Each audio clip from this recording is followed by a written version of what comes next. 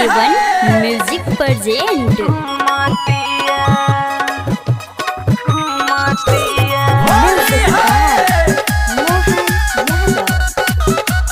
Anjali digital recording studio Madarpur.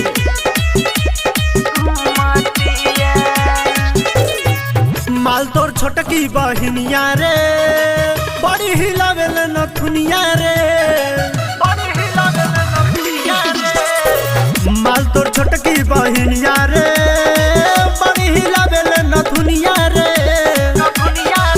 Rubber नया जमाना के खोजतिया।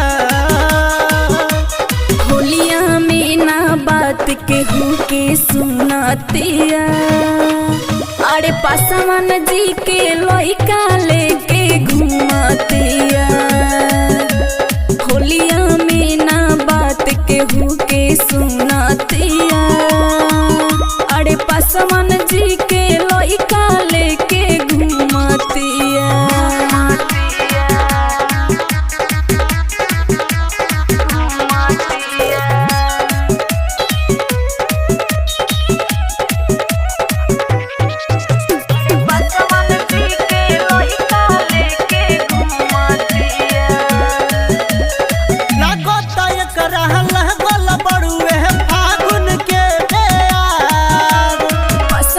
जी के लइका लेके घूमे ले बाजार,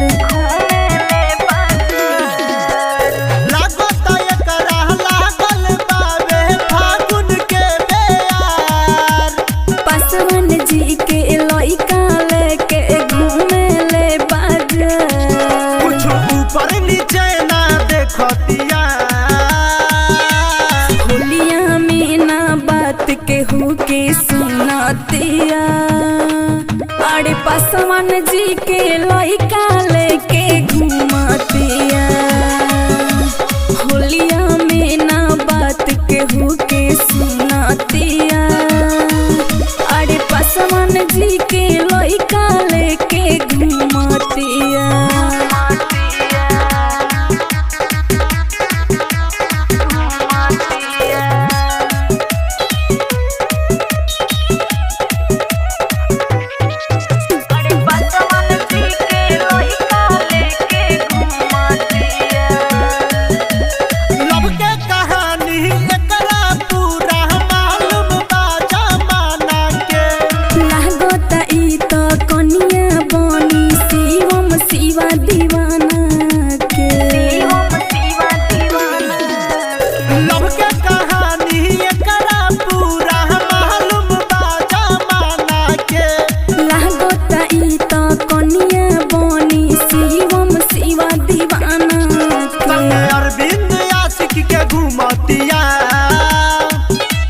होलिया में ना बात केहू के सुनातिया, अरे पासवान जी के लइका लेके घुमातिया।